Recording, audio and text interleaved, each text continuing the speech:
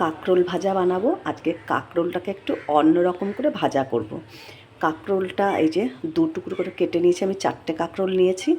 কাঁকরোলটার ভেতরে যে বীজগুলো থাকে সেগুলো একটা চামচের দ্বারায় সব তুলে ফেলেছি, তুলে গর্ত গর্ত করে নিয়েছি ভেতরগুলো। এবার এই বীজগুলোকে আমি পেস্ট করব। একটু আদা দেবো, লঙ্কা দেবো, 2টো কাঁচা লঙ্কা, আদা, নুন দিয়ে ভালো করে পেস্ট করব। এর মধ্যে কিন্তু আমি জল দেবো না, জাস্ট ধুয়ে এটাকে পেস্ট করে নেব।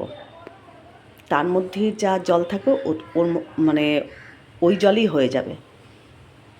এই যে নুন দিলাম, কাঁচা লঙ্কা দিলাম, আদা দিলাম, ভালো করে একটু পেস্ট করে নেব।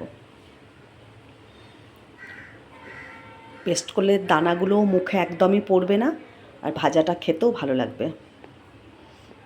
ভালো করে এটাকে পেস্ট করে নেব। ঢাকনাটা আটকেই দিলাম। এই যে পেস্ট করা হয়ে গেছে। দেখো জল দিইনি, তাও কিন্তু এটা একটু কাদা কাদাই হয়েছে।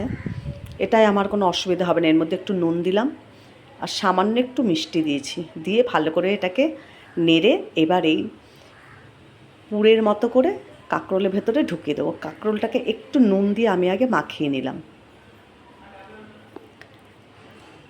এবার 1 চামচ করে ওই যে পেস্ট করে রেখেছি ওটা কাঁকরোলের মধ্যে দিয়ে দেবো।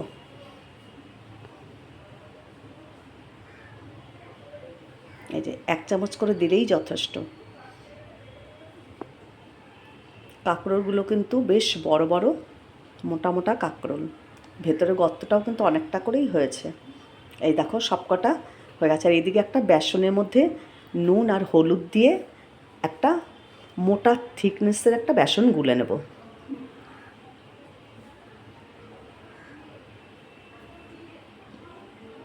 এবার এই বেসনগুলো 1 চামচ করে আবার ওই পুর ভরা কাঁকরোলের উপরে দিয়ে দেবো। এদিকে কড়াইয়ে তেল দিয়ে বসিয়ে দিয়েছি, একটু বেশি করে কিন্তু তেল দিয়েছি কড়াইতে। এবার ওই ব্যাটার একটু নিয়ে 1 চামচ নিয়ে এই যে ওপরে একটু লেপে লেপে দিলাম। তাহলে হবে কি, ওই পুরটা কিন্তু বেরিয়ে যাবে না, সুন্দর আটকিয়ে থাকবে। প্রত্যেকটা এইভাবে আমি একটু বেসন গোলা দিয়ে নেব। এই যে তেলটা কিন্তু ভালো গরম হয়ে গেছে।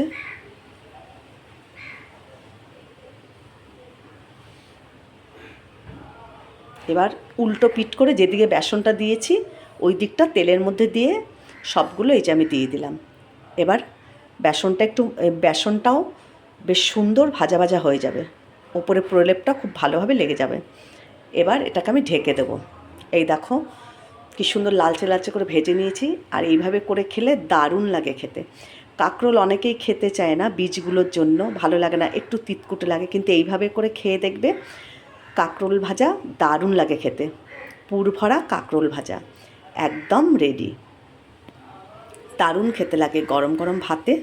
কাঁকরোল ভাজার পুর দিয়ে এইভাবে ভাজা করে দেখবে, দারুণ লাগে। সব কাঁকরোল ভাজা আমার কিন্তু রেডি।